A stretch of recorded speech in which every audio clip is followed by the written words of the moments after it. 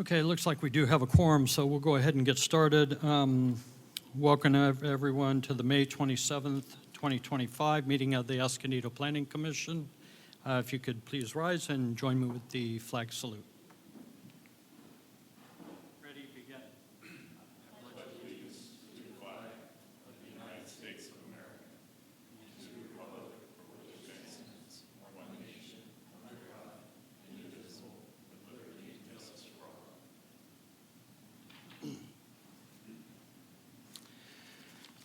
All right, with that, if we could get the roll call, please. Chair Weiler. Here. Commissioner Carell. Commissioner Gustafson. Here. Commissioner Jester. Here. Commissioner Maccaro. Commissioner Spear. Here. And Commissioner Stevie. All right, thank you. And before we go any further, I want to welcome our newest planning commissioner, Corey Gustafson. So welcome aboard, and I think you'll enjoy yourself. Thank you for having me. I'm looking forward to it. All right. Moving on to the minutes, approval of the May 13th, 2025 minutes. Any comments or any changes? Seeing none, motion? Motion. All right, we got a motion from Commissioner Jester. We have a second? Second. I have a second from Commissioner Spear. If we can get the vote. Voting again this evening will be by audio and roll call. Chair Weiler. Yes. Commissioner Jester. Yes. Commissioner Spear. Yes. Commissioner Stevie. My mic doesn't work, but abstain.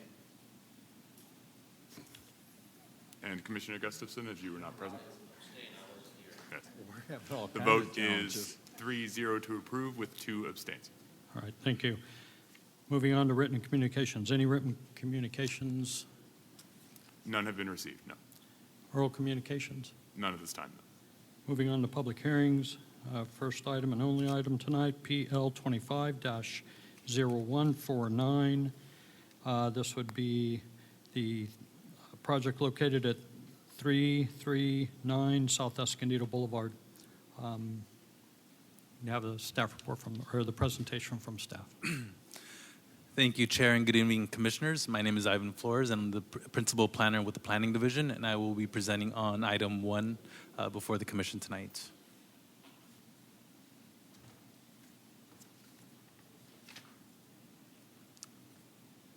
On January 8th, 2024, Stephen Dalton Architects, represented by Sebastian Bingolea, submitted an application for a planned development permit for construction of a 35-unit multifamily building with ground floor residential uses, a design review permit as required for planned development projects as outlined in Article 64, and a density bonus request to exceed the allowable density on the site, which currently permits 100 dwelling units per acre. The applicant will be providing 4 very low-income units, and we'll go into detail later.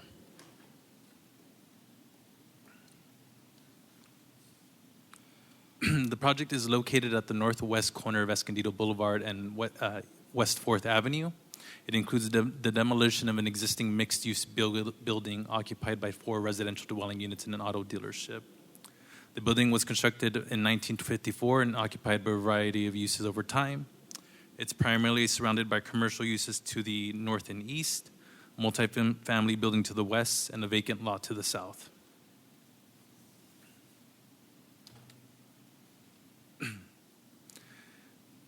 The project has a general plan land use designation of Downtown Specific Plan Area 9 and a zoning and is within the Downtown Specific Planning Zoning District.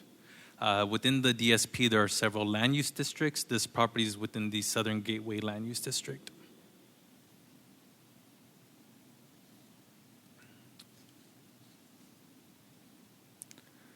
As stated earlier, the project includes a density bonus request to exceed the maximum allowable density. The project includes demolition of 4 existing residential units. Under Senate Bill 330, the applicant is required to provide 3 of those residential units for affordable housing, specifically low income or very low income. The applicant has opted to provide 4 very low income housing, which then allows the applicant to utilize density bonus. Under the existing zoning, the property is allowed to develop 23 dwelling units. However, the applicant is providing 4 very low income units, which amount to about 17.39% of affordable units. This would allow a 50% increase in the density, resulting in a total amount of 35 dwelling units for 23 base units and 12 bonus units, with 4 of those being deed restricted for very low-income households. This would also satisfy the applicant's requirement to comply with SB 330. In addition to the density bonus, the applicant is allowed 3 incentives concessions. The applicant has opted to use 1 incentive and concession on the reduction in required open space. The DSP would require 10,500 square feet based on the unit count. However, the applicant will be providing 990 square feet.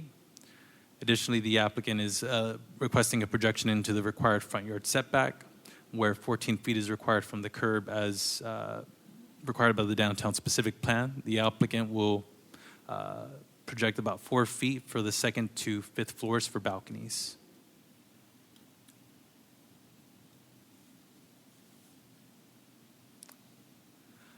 The building is approximately 34,463 square feet. The project is consistent with the development standards of the DSP, with the exception of the incentives and concessions as afforded by the state density bonus law in Article 67. The applicant will provide 16 off-street parking spaces provided voluntarily due to the applicant invoking AB 2097, which prohibits a local agency from enforcing minimum parking standards for development projects that are within half a mile of a major transit stop. Pedestrian access is provided at the corner of West 4th Avenue and South Escondido Boulevard, with vehicle access off of West 4th Avenue.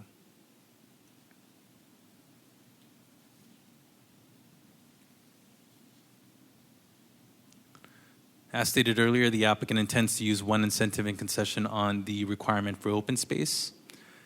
Due to the high density nature of this project, the applicant is providing 990 square feet of open space through private balconies and patios for each unit, a central courtyard with amenities, including barbecue counters and furniture, and a mix of shrubs and trees along the property frontage and within the courtyard area.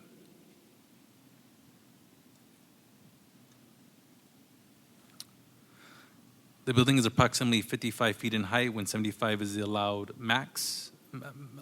maximum allowable height for this area of the DSP. The massing is oriented away from the residential uses to the west, with primarily being focused on Escondido Boulevard. The north elevation is the commercial building to the north. The east elevation is the viewpoint from Escondido Boulevard.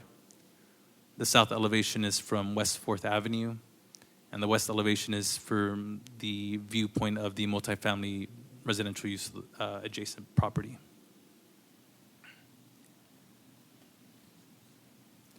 The applicant is proposing a mix of earth tone colors and material.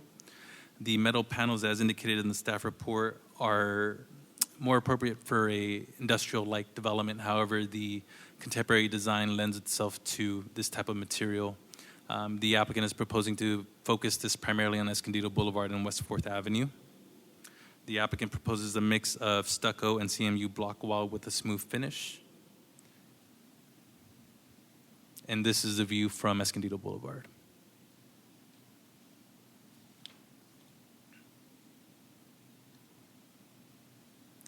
In accordance with the California Environmental Quality Act, the project is categorically exempt from further environmental review under CEQA Section 15332. As detailed in the draft notice of exemption, approval of the project would not result in any significant effects related to traffic, noise, air quality, or water quality. Furthermore, none of the exceptions listed in Section 15300.2 of the CEQA guidelines are triggered that would disqualify the use of an exemption. Based on the analysis contained in the staff report and information provided by staff during the public hearing, City staff recommends that the Planning Commission adopt resolution number 2025-06, recommending approval of the project to the City Council. A motion has been provided to the Planning Commission. That will conclude staff's presentation, and the property owner is present for any questions. Thank you. Okay, thank you, Mr. Flores. Before we get on with any questions, are there any disclosures? Okay, seeing none. Does the applicant have a presentation or just available for comments? Okay. Any questions of staff? Commissioner Stevie. Point of order real quick. What do you want me to do about my mic? Do you want me to move? When I push the button, no magic happens. I'll go ahead and get in with our tech staff outside of this, but it might be best to, again, relocate just for the purposes of getting this on audio recording. Or, there you go. Check. Hey. I can move. I'll move. I'll just move. I don't mind cuddling, but can't take me seriously. Okay, so I have a question, Mr. Flores. You said that there's a exemption because of parking exemption because it's within half a mile of a major transit. Are you talking about the transit across from the Rowan? The Escondido Transit Center, that is correct. Yeah. So how is that measured? Is that measured in actual walking distance, or is that measured as a crow flies? That's a good question. And so we did provide a Google map to show the walking distance, which is approximately half a mile from the transit center to the nearest property line. However, HCD, which is the Housing and Community Development Department with the state of California, did recently release a technical advisory indicating that the measurement is measured as a straight line from the parcel containing the proposed project to any parcel that makes up the major transit stop, which would be this corner. Okay, so from corner to corner, not the actual. Because when I measured it out from the parcel to where somebody would actually have to go to get a ticket and get on a bus, that's about 0.9 miles from what I could see. 0.7 to 0.9, 15, 16-minute walk, which feels far one way walking. But I was just curious how that math was determined. So. Yeah, this technical advisory that they published was recent, and they have provided technical assistance to another city. But they do indicate that it's to any point on the parcel or parcels that make up the property upon which a major transit stop is located. Yep. Okay, that's useful. My next question is, we received this comment from, looks like a resident who lives nearby, and they're talking about already having an issue with parking in the area, but the notice of exemption says that you don't anticipate any negative traffic impact. How do you resolve that? So I guess there's two different components of that. There's the traffic that's generated, right, and that's vehicle miles traveled for purposes of CEQA.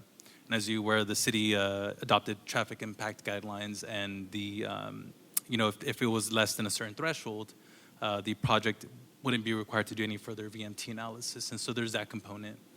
The other component is our local mobility analysis, which is for general plan consistency.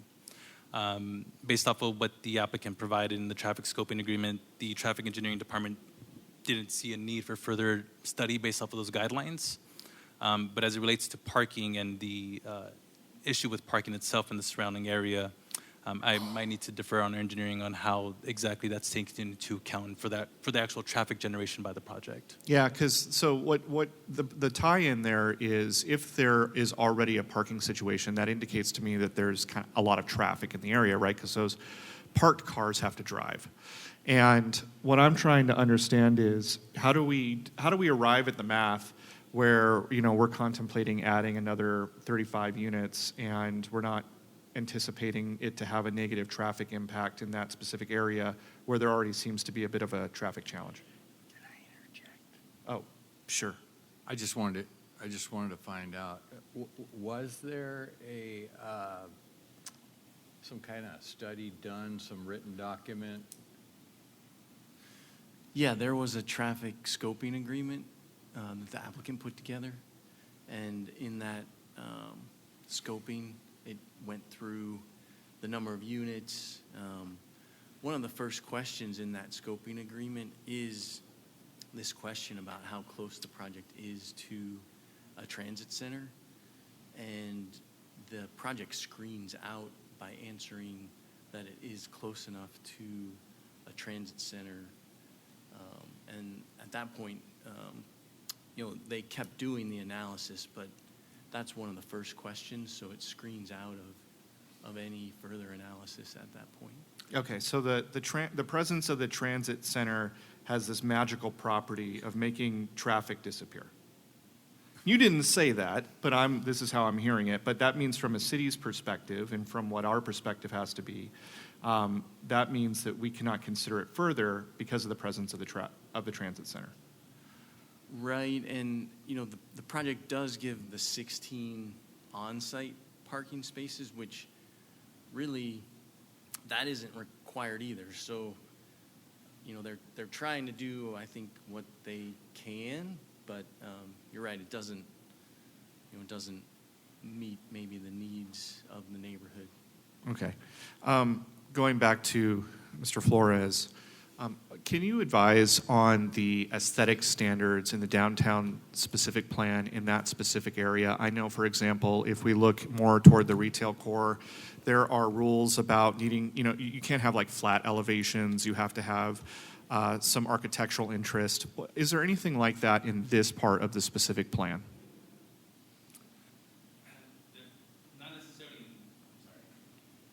Not necessarily in this area. The downtown specific plan does have design guidelines, and the applicant is responsible for complying with those design guidelines. And a part of that process is going through the design review process. Well, first through staff and then through the planning commission. And that's one of the permits that you're recommending for approval tonight. So the guidelines themselves are meant to address the DSP in its entirety. Yeah. Do you feel like the design guidelines adequately, as currently structured, set us up for a consistent aesthetic, especially in the heart of our city, where we're trying to build a reputation here, right? Grand Avenue, as you know, is a project very central to me and many others on this commission, and we want to make sure that as we're building that downtown, that there's this consistent aesthetic, this consistent story we're telling, and it's an elevated brand story. Do you feel like the design guidelines account for that, or are they just very high level?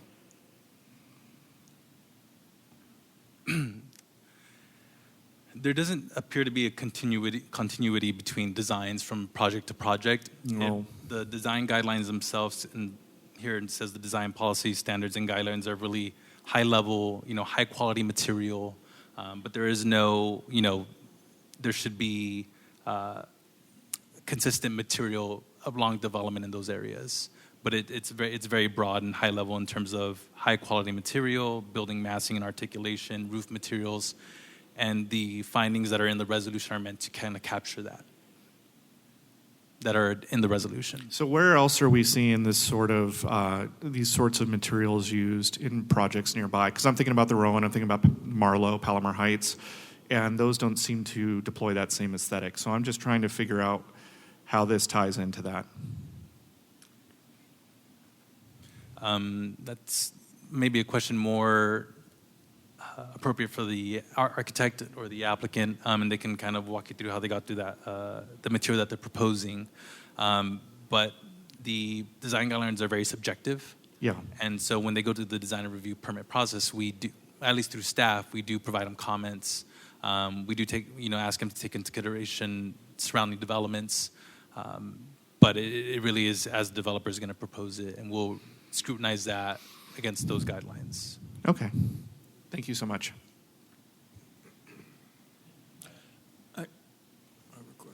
Hold on one sec.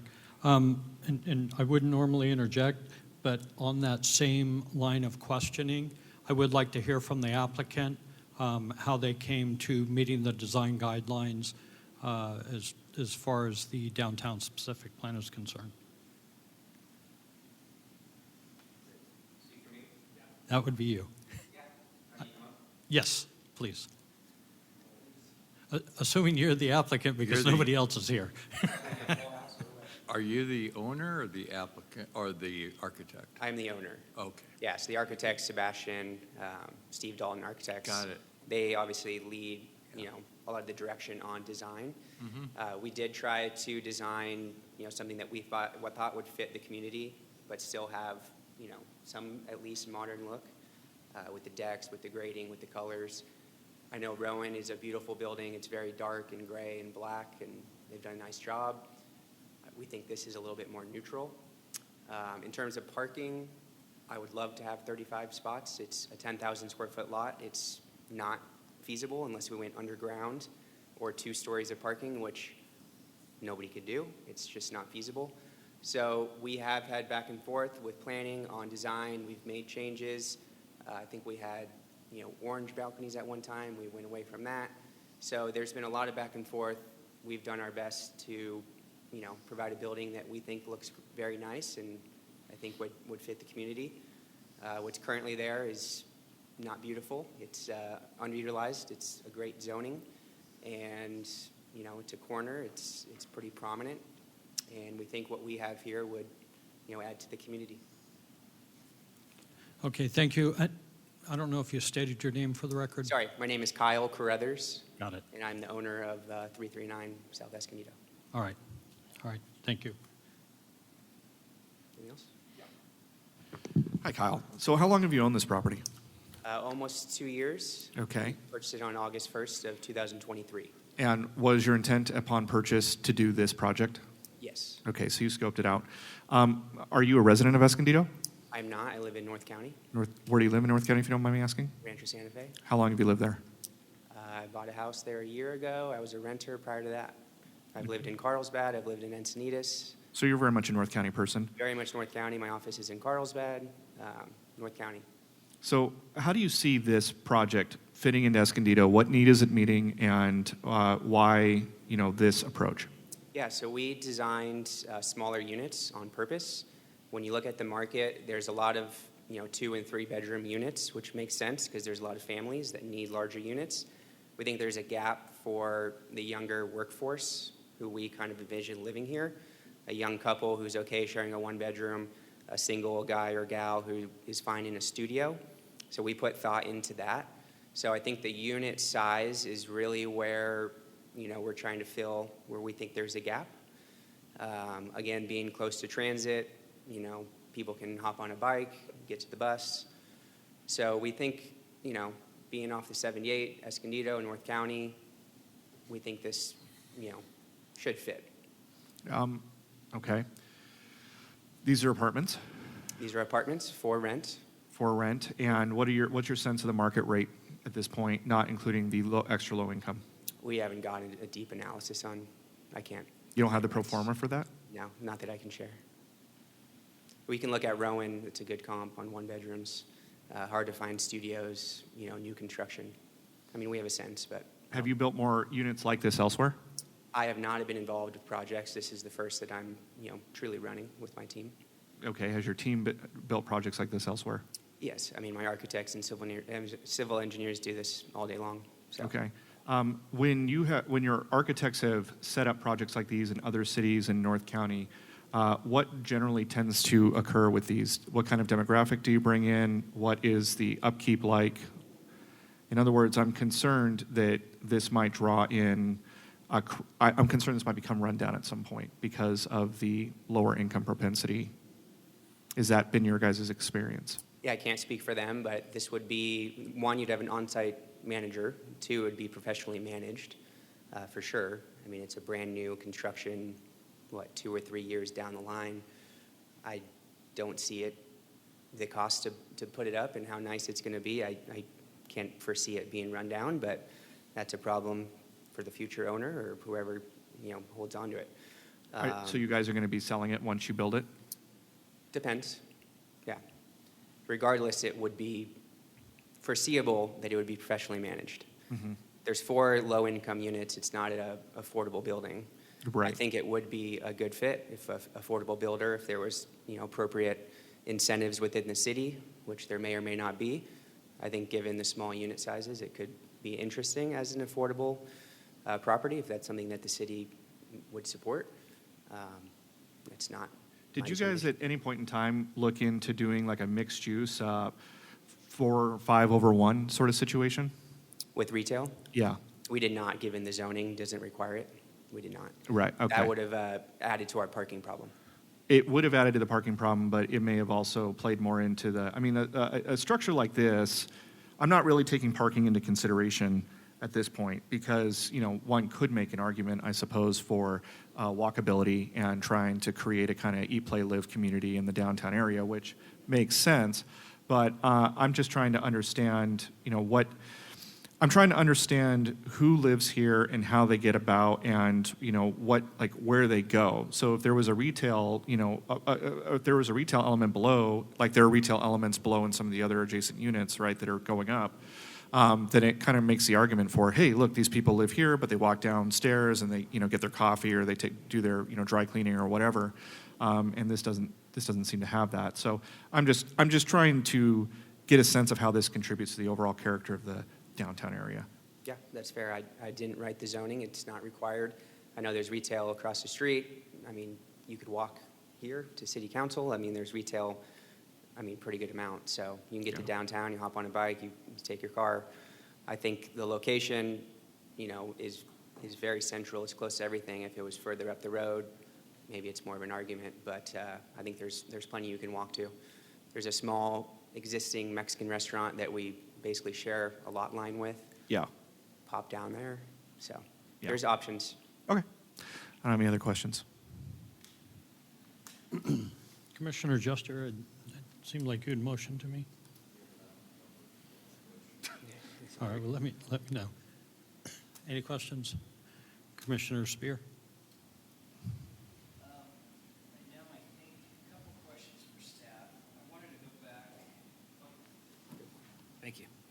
I wanted to go back to AB 2097, and we talked about triggering based on distance, and you mentioned that there was a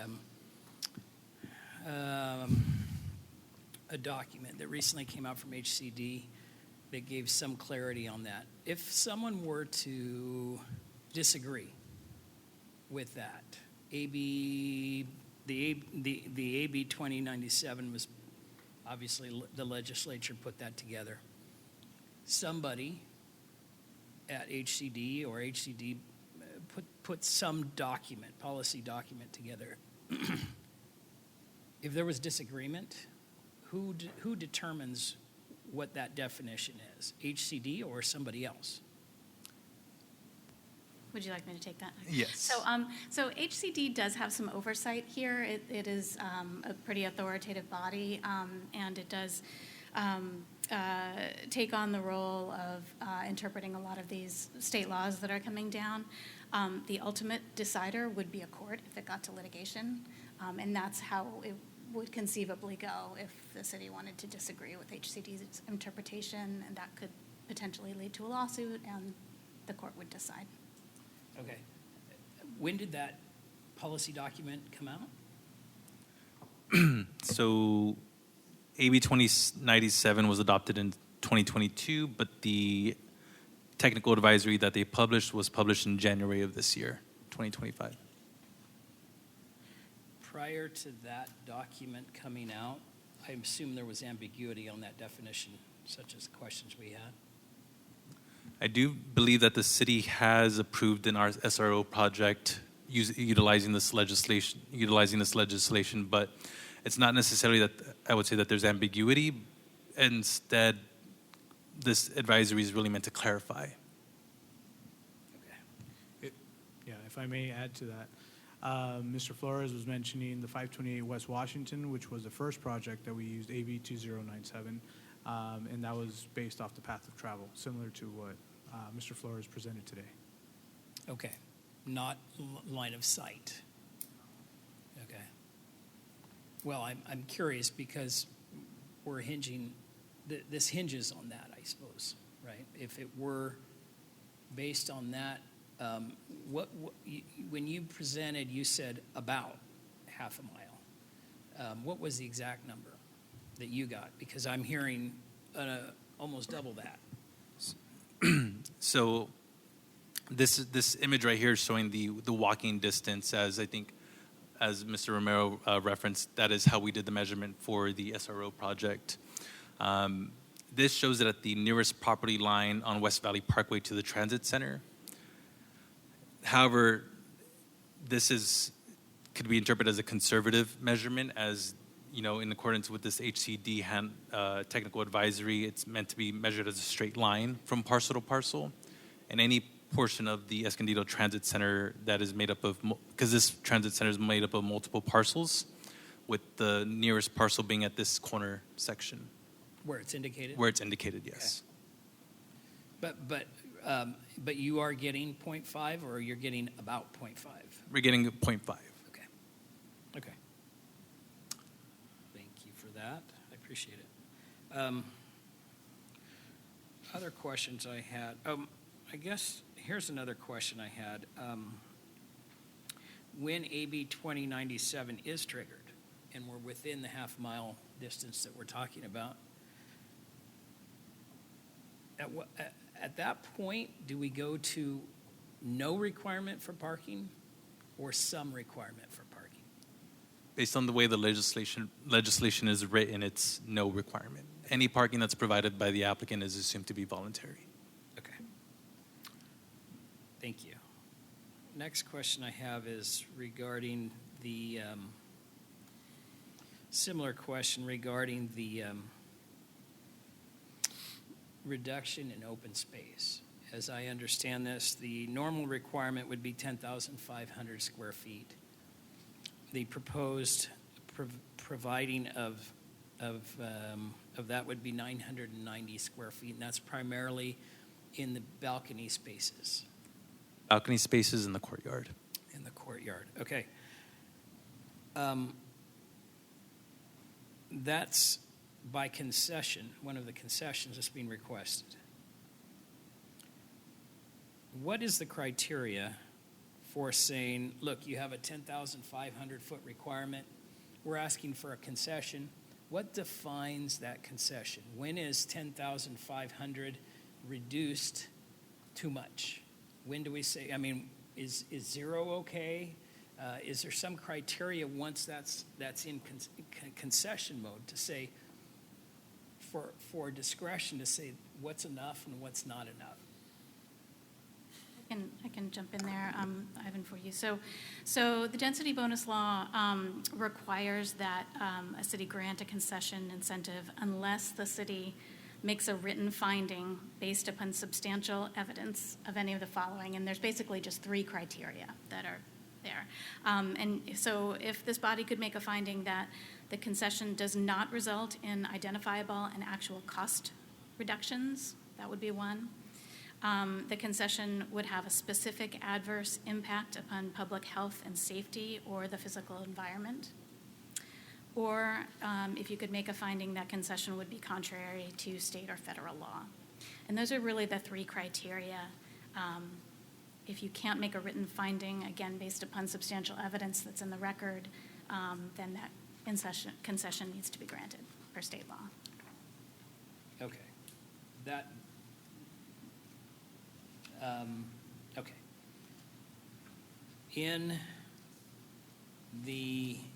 When we're talking about this particular requirement of open space, what would be the rationale for the initial setting of this 2,000 or 10,000? What is the goal in accomplishing that? So as the DSP requires 300 square feet of open space per unit, and the intention is to provide open space for the residents, whether it's private or common. And as I'm sure the commission's aware that we've had previous projects who have struggled to meet that requirement based off of the high density nature of the developments that we're seeing in the downtown. And so whether it's an ideal, it was adopted in the DSP for a specific reason, and to provide some sort of amenity for residents on site. Can I ask a clarifying question around that? Is it merely an amenity thing, or is part of the reason that the city has a open space requirement because we don't want people spilling out onto the streets and causing a safety hazard? In other words, is there a health and safety element to the open space as contemplated by the plans? If I may, I wouldn't call open space a health and safety issue. It is part of the development standards, a part of the project that should be included as such. But in this case, we have Article 67 density bonus being used to waive that portion.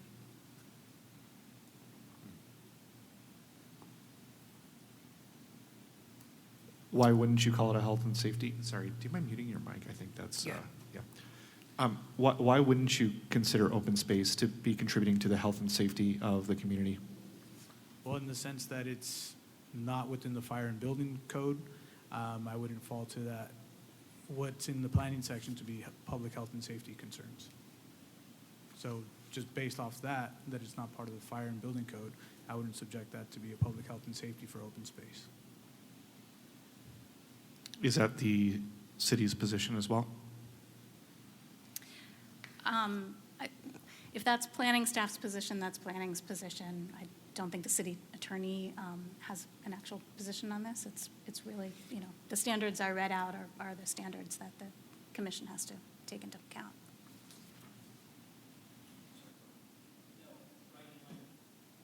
In line with my question, what I'm trying to think about here is, we have these for a reason. Unless we understand why we have these, to simply wave them away doesn't allow us to measure whether we are hitting against one of the restrictions, one of the criteria that we should apply. So I think it's an important question to say, is it really not a health and safety issue? Why did we put it there? Is it just an aesthetic thing? Is it, hey, this is a quality of life thing? Or is there more to it? So, great question. I don't know that I have the answer, but I appreciate the question. Another question I have is, let's see. Okay. In the existing building right now, there's a loss of 3 very low-income units. In what was explained in the report, those become protected. Those must be preserved. In the calculation that's put forth, at least it suggests that, okay, we're saving those 3 and we're adding 1 more, very low income. That's for very low income, triggering a density bonus. Is it really? How do we look at that? Is it really, if we're preserving 3 protected units, are we not adding 1 unit? How is that looked at? So I'll take that because that's not actually how that makes logical sense. Yeah. That's not how state law calculates density bonus. It is very clear that state law doesn't take into account, it doesn't exclude the existing affordable units from the density bonus calculation. Okay. Yeah. It's specifically considered that way. It's not ambiguous. It's not ambiguous. Yeah.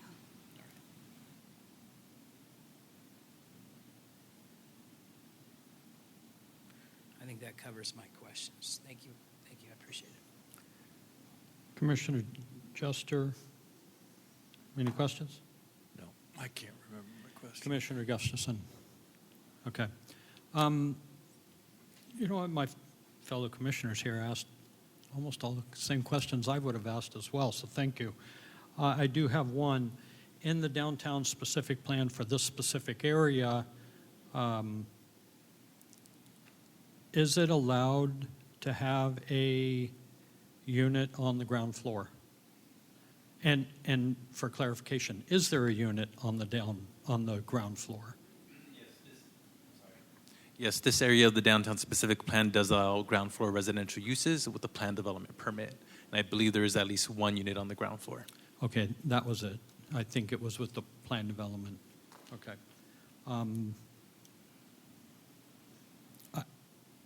I don't have any more questions beyond what my fellow commissioners had already brought up, which were excellent questions too.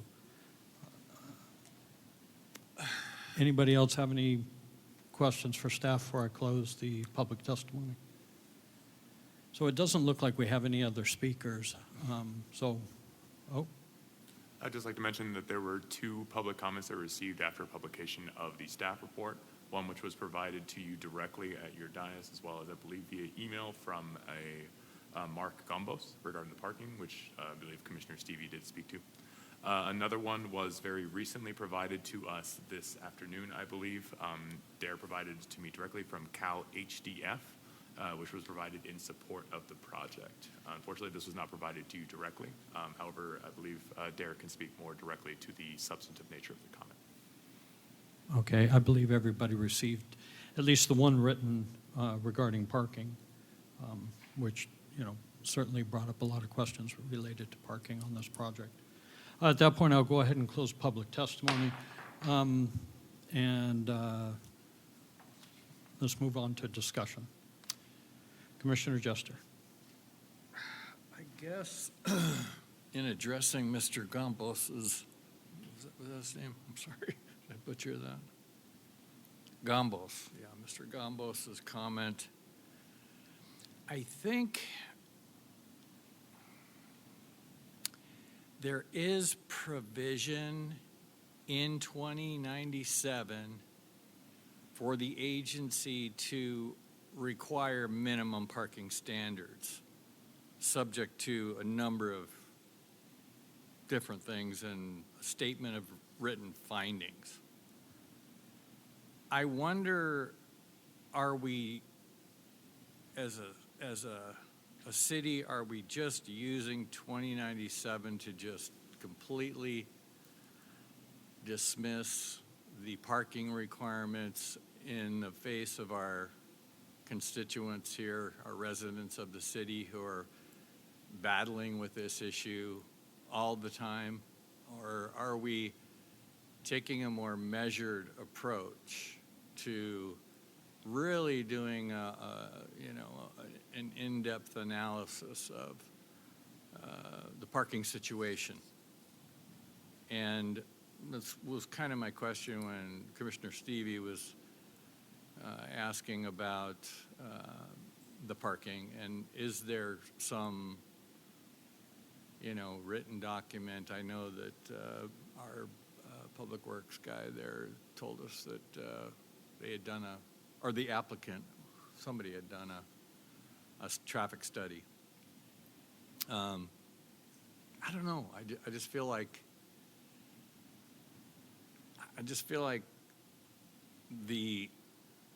in other cities in California that this has come across, there seems to be, I don't know, I just feel like in the Assembly bill, there is provision for the local jurisdictional agency to have input on whether minimum parking requirements should be required based upon any given number of specific circumstances on a particular development project. I don't know. You know what I'm going to do real quick here? I'm going to open the public testimony back up, but so that we can ask the question that is Commissioner Jester is bringing up an interesting point. If there are other provisions within that Assembly bill by which we could have some sort of discretion. And Ms. Delano, that would probably be to you to help us, come to some conclusion with this particular issue. Right. I'm not aware of what portion of the bill that you're referring to, Commissioner Jester, because as I read AB 2097, it's pretty clear it prohibits an agency from requiring parking if the development is within a half a mile of a transit center. So I don't know if there's something specific that you're thinking of, but I'm not aware of it.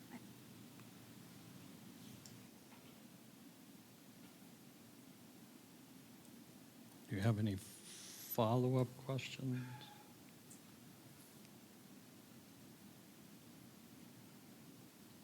Is there something that you've actually seen or read that might trigger a question about that? Maybe. Well, I mean,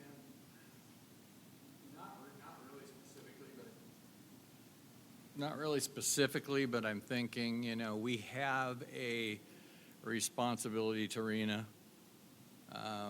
We want to get our quota in, And this obviously was a mechanism for doing that, but I seem to recall we had a consultant, engineering consultant, on a job up in Northern California, and the same kind of thing happened, and I can't remember the specifics of it.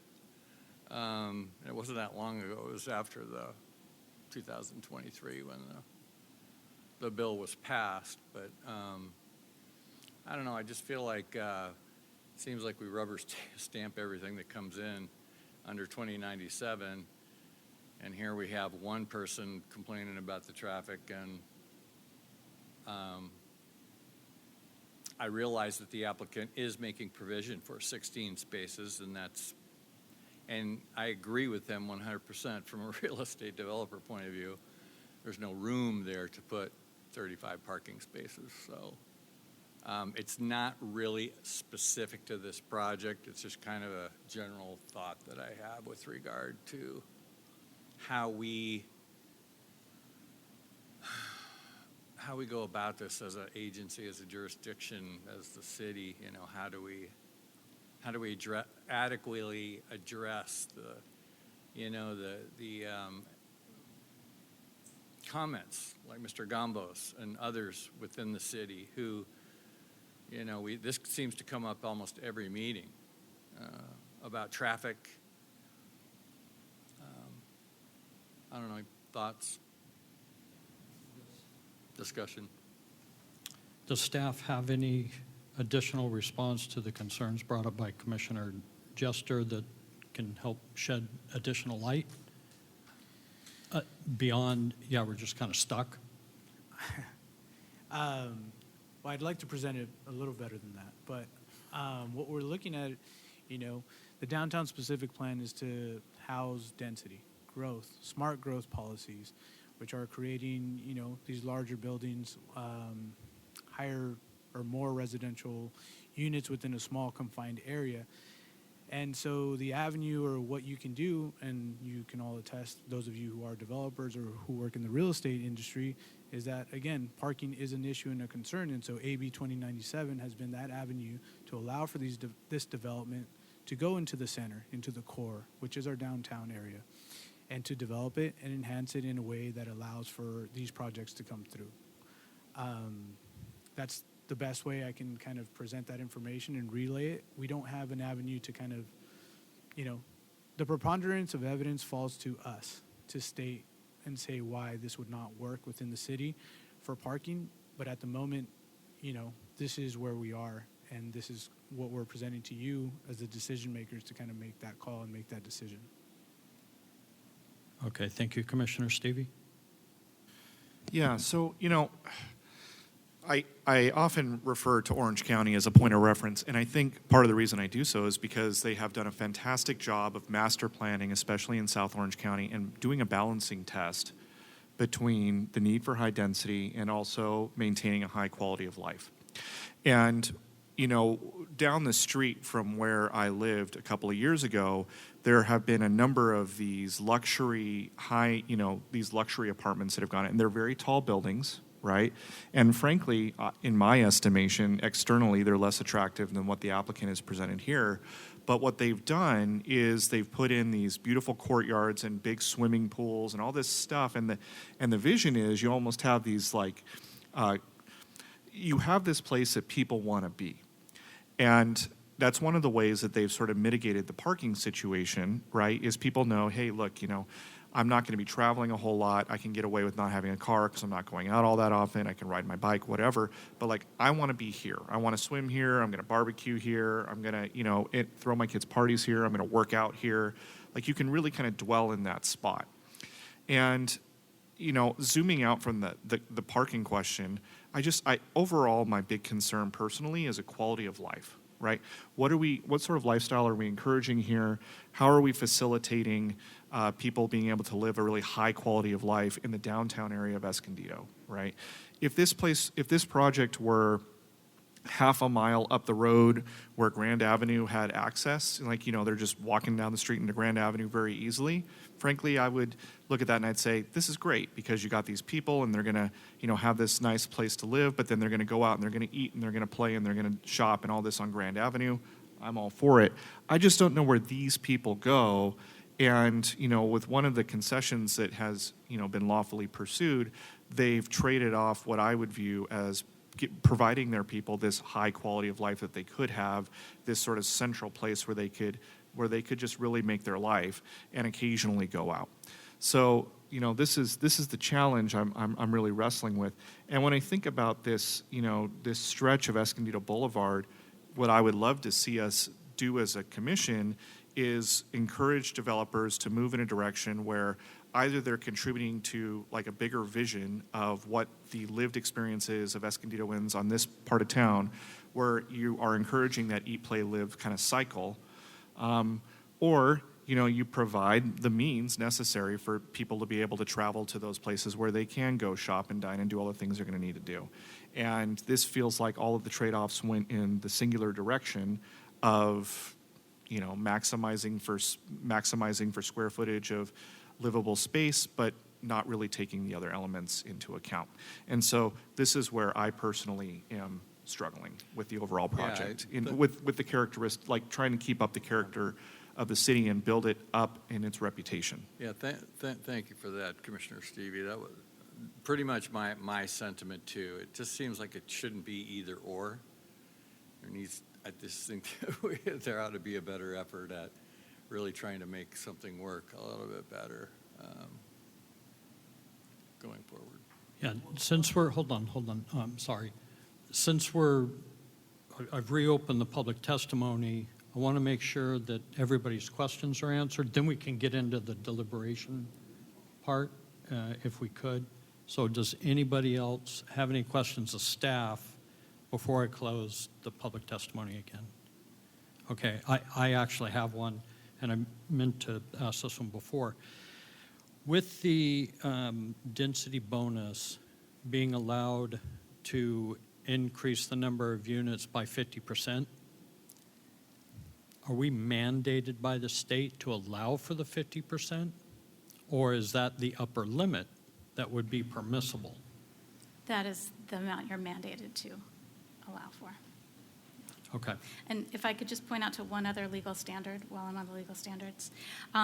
So the Housing Accountability Act, because this is a density bonus project, does limit the city's discretion a little bit here, and it requires approval because this project is consistent with the zoning and general plan.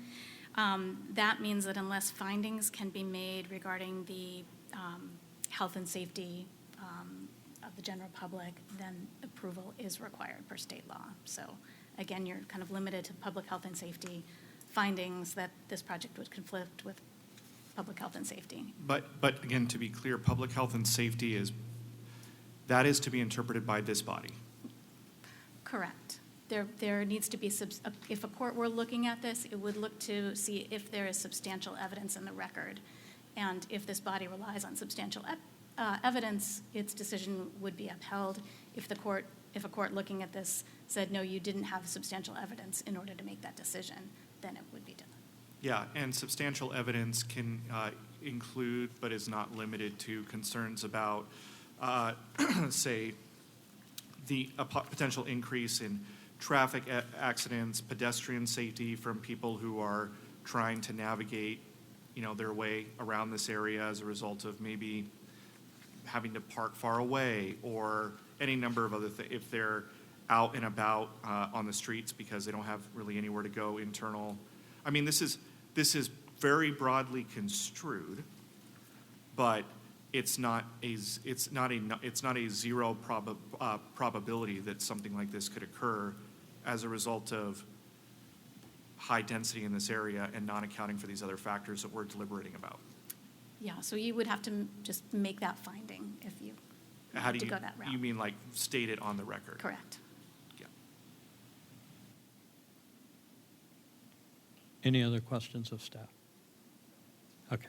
All right, I'll go ahead and close the public testimony again.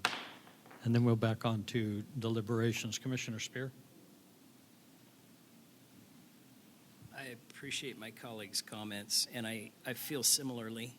What I feel like is that at the state level, we're handed these, the overarching goal is build, build, build.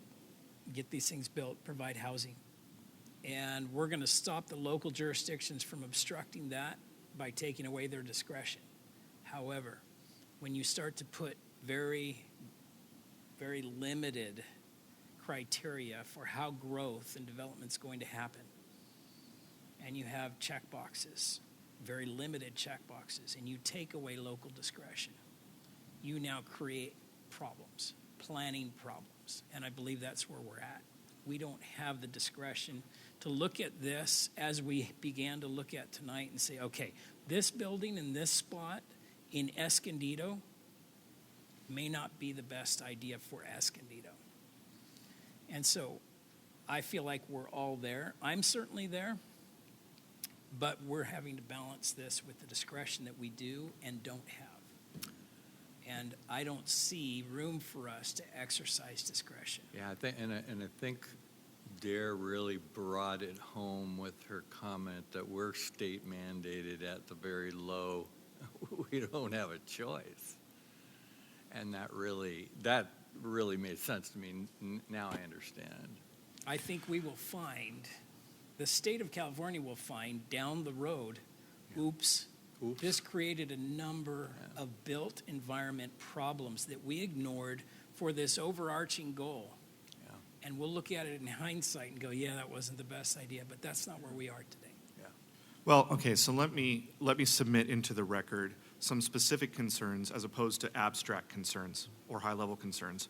One, there are not an abundance of crosswalks in this area. This is a very busy street. This is a 4-lane road with very few crosswalks. That means it's not pedestrian-friendly. Two, there are not, as I see contemplated here, a widening of sidewalks and any number of other very basic things that any planner, city planner, who's trying to create a walkable area would advise, right? Like, you need to have wider sidewalks. You need to make it like more, better, like very well lit, right? Things like that. This was primarily an industrial, commercial area. Yeah, you got some of your standard with sidewalks, et cetera, but this is not designed to be a super walkable area. This was by design and per use for God knows how many years. The city's over 100 years old. This was designed for cars, and the concept we're putting in here is designed for pedestrians. Where do these people go? Are they going to go out into the street? Is that going to cause is this going to cause hazard to their health and well-being? I think so. I also personally think that open space is not a luxury. People need a place to exercise. They need a place outside of their home for mental health and wellness, to be connected to their environment. And again, what's around here? You've got car lots and gas stations, and there's no place for these people to really go. Walkably, they could go somewhere if they drove. But again, so this concept, I think, in this space doesn't conform to the, in my estimation, the overall health and well-being of the residents that would live there and the lifestyle that it sort of necessarily imposes on them.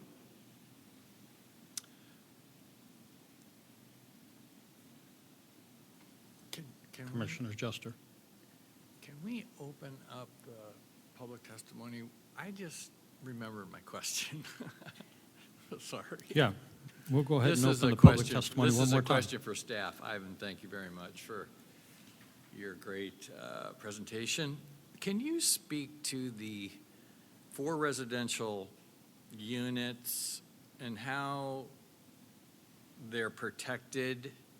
Who are they protected by? Is that a local jurisdictional thing, or what is that?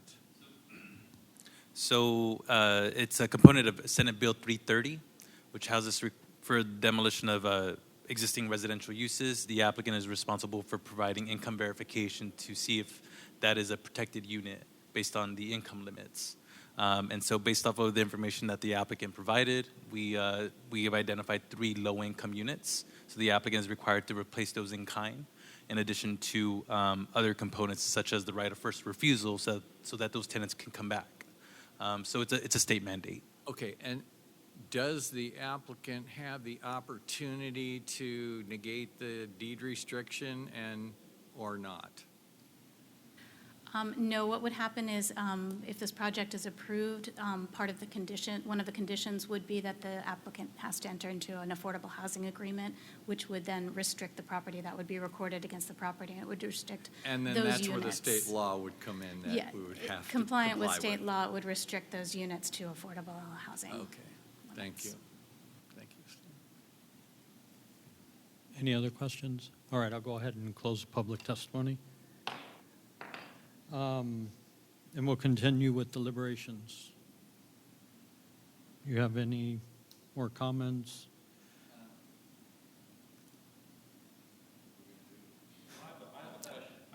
Yeah, Commissioner Gustafson. Thank you. To Commissioner Steve, from what I understand here, the concept of Grand Avenue becoming a hub, becoming a walkable area, it seems to me that if you're looking at this as a downtown area where 339 South is, looking at the map, looking at it over here, you're only talking about 0.4 miles to Grand Avenue and to O'Sullivan, say. It's only a half of mile walk to here, where we have the beautiful green space here at City Hall. It seems to me that this is exactly, if you're looking for a high-density project in an area where you're trying to have people just walk to do things and to create more customers for the folks who are investing in downtown Escondido and the Grand Project, these are the type of people, this is the type of place that will be able to make those areas flourish. So if the problem is, or if the goal, if the city's vision is to have a place where people can live and also commute by walking, I think a 0.4 mile walk in the grand scheme of downtown living, you know, I've spent a lot of time in big urban areas, and a 0.4 mile walk is not that much. For me, you know, a traditional Southern Californian, I mean, walking from the back of the parking lot to the Albertsons grocery storefront, that's a long walk. But if you're looking at it from an urbanite's perspective, 0.4 miles is nothing. This is what people do every single day. So I just wanted to, you know, for the record, to state that the distance, the proximity of 339 South to, whether it be Grand Avenue, whether it be to the transit station, whether it be to the beautiful green area here at City Hall, I think that all falls within the vision of having a walkable community.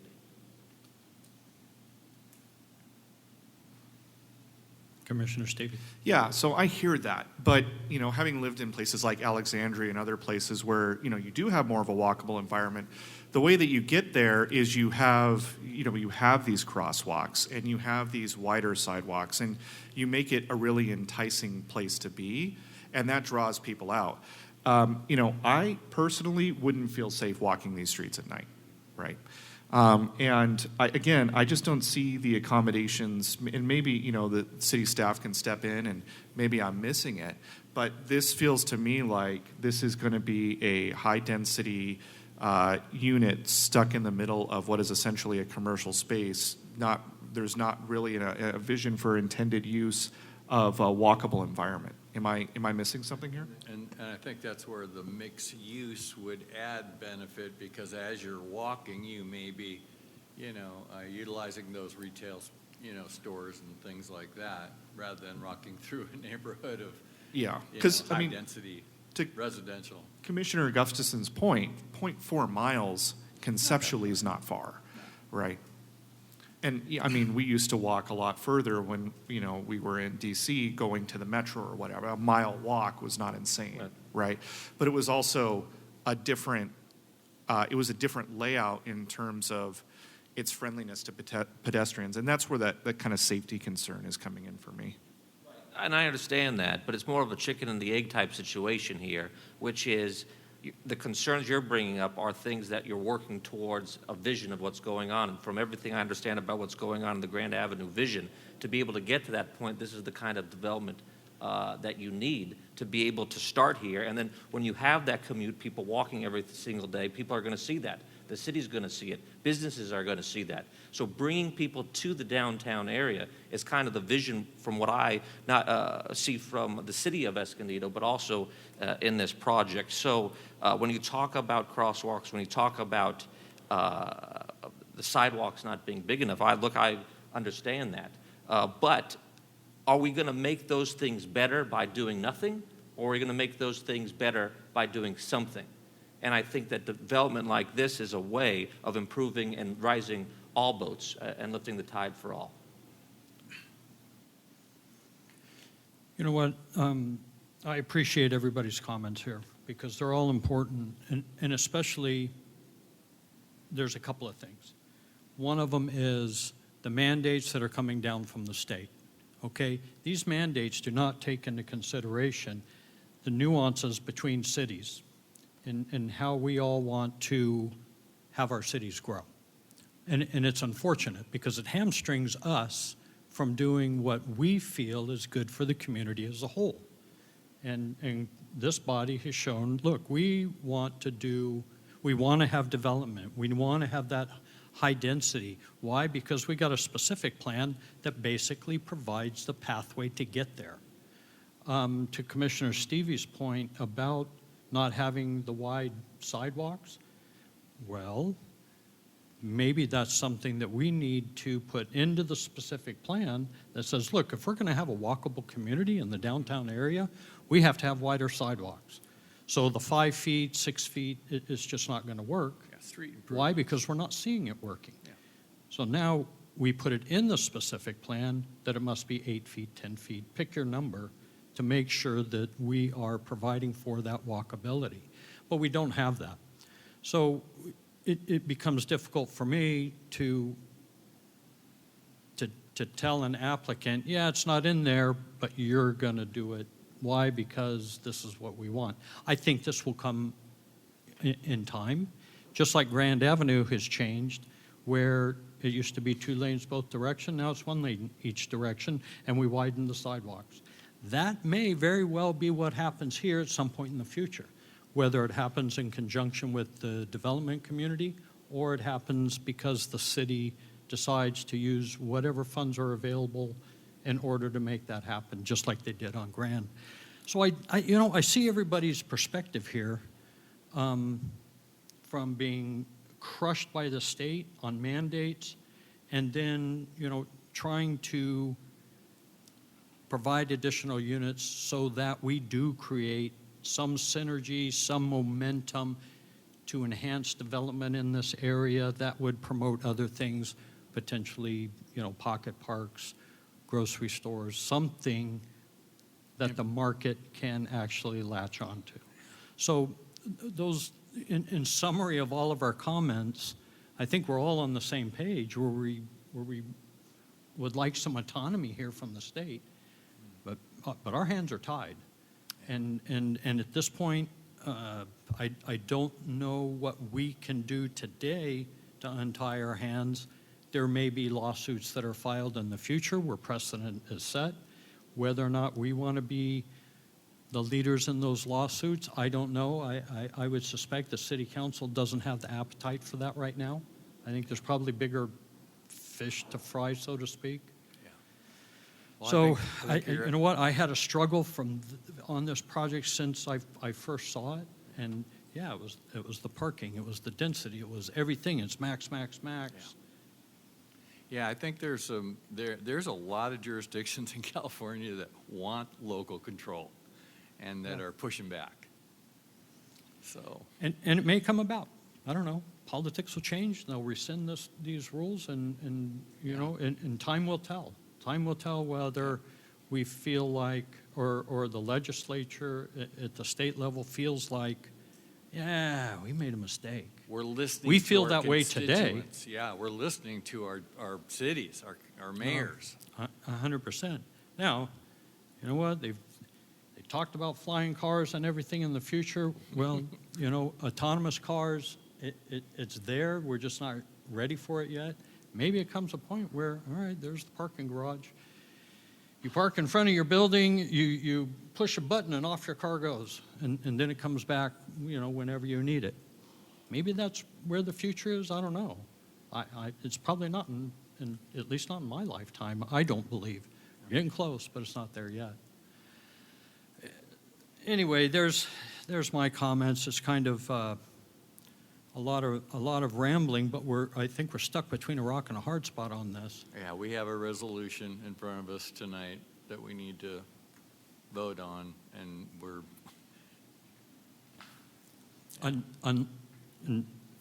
Yeah, I don't want to say any more because we'd be here another 45 minutes. I have a question, sort of comment.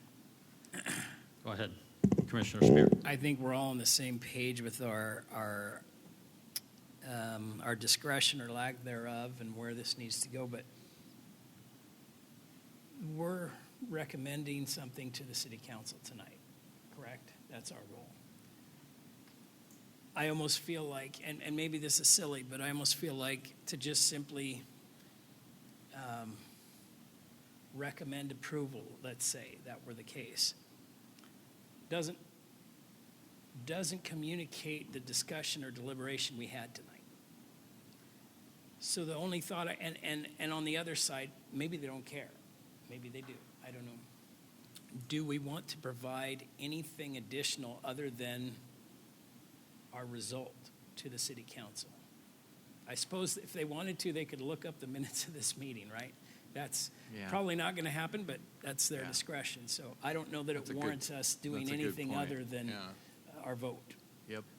I think that this might be one of those times where the city council will go and listen to the audio on our, because of our deliberation here. And of course, our frustration with what's being mandated upon us by the state, because I believe that the city council feels the same way. That, you know, they want the autonomy here, not somewhere up in the state, that their policies don't reflect what our quality of life that we would like to see here in the city of Escondido. Could I suggest that we simply make a brief statement to say there was much deliberation on the topic, and that's all? And we've done that before, so it'd be a recommendation from staff, and staff has done this previously, where we expressed that the Planning Commission did express a lot of concern. Maybe you can word it better than me. Well, and I'm suggesting that be A recommendation to hear the audio in the minutes. If they're interested in reviewing the audio, there was much deliberation over the topic in the Planning Commission.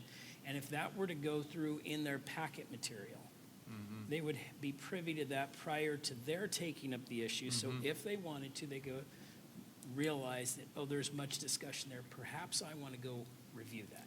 And maybe this is our, not so much a motion per se, but a recommendation to staff while they're preparing their staff report, that to express that there was a lot of deliberation, and maybe even putting an actual link to our audio, so that it makes it really easy for city council to just click on the link and listen to our deliberations on this. I want to put just a little asterisk. This is not to reopen the discussion. I think Chair Weiler did a great job of summarizing. I just want to be super clear.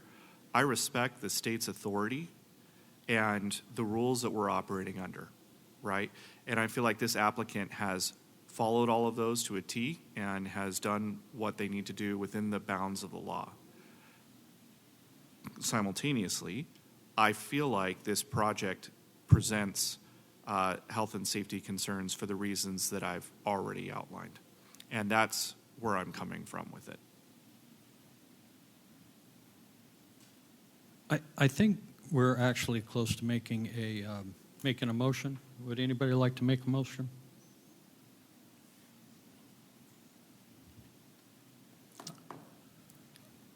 I'll go ahead and motion that we vote on this resolution.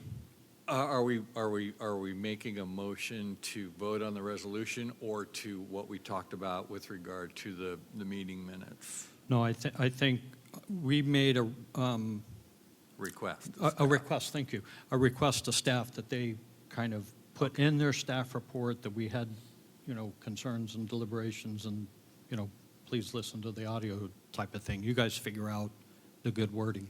I think that was a recommendation. I think staff heard that. I think the staff will follow through on that request. So Commissioner Stevie made a motion To to accept the- approve I'll second the resolution 2025-06, correct? To vote on it, yes.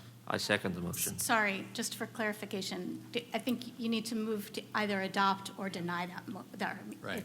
You can't just, the vote has to be to either, to do one or the other.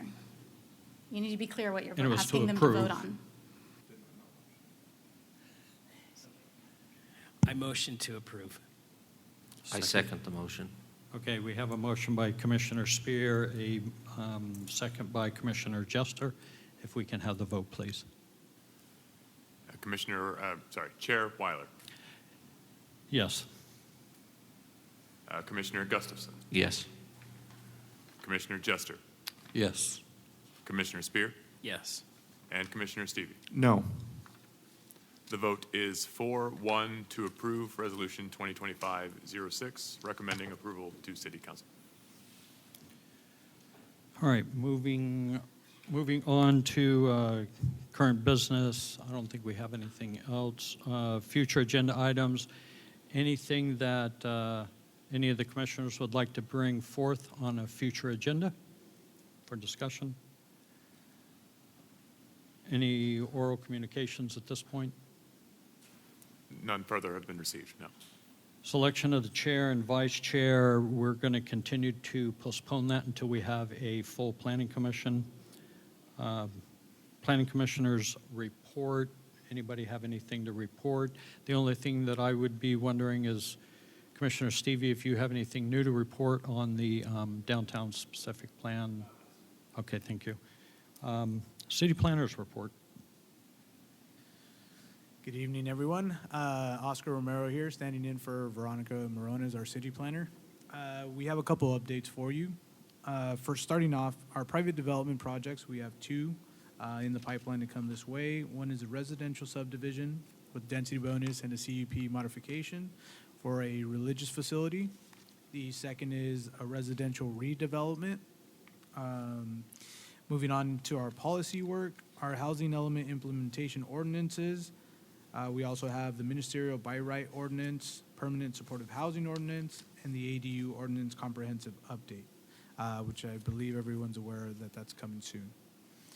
There's also the climate action plan annual progress report, which should be sometime the next 2 to 3 months. And we also have some informational presentations scheduled for you. Well, actually, they're not scheduled, but they should be coming to you soon for pre-approved accessory dwelling unit program, the PADU program that we have, and then the California Environmental Quality Act, as well as the North County Mall permit history. Did you have dates for any of those? There's no specific dates that Okay. I have for you. Thank you. And do we anticipate a meeting, what would it be, the 10th of June? Would that be our next one? I believe we do have a meeting, yes. We're going to have one. Okay, Yes. very good. Anything else? All right. Again, welcome, Commissioner Gustafson. Yeah, this is our world. All right, this meeting is adjourned.